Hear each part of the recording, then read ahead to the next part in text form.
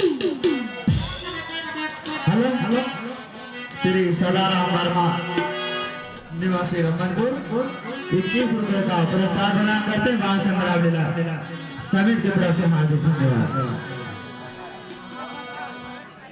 आज आगे श्री लालजी हरिजन ग्राम निवासी रमनपुर के रहने वाले हैं।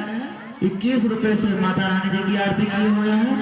माता रानी जी सदा का कल्याण करो। सर्वों के लिए बहुत बहुत धन्यवाद।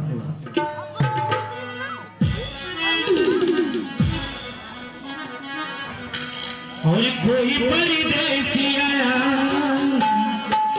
हेलो बोलो श्री सियाराम वर्मा निवासी घासीमार रामलीला समिति के मैनेजर साहब और आज आए हुए हैं। आपके गाने पर 51 रुपए का पुरस्कार देते हैं।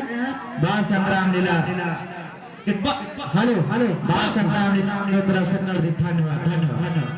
और कोई परदेसी आया आज मेरे गांव में, कोई परदेसी आया आज मेरे गांव में, कोई परदेसी आया आज मेरे गांव में।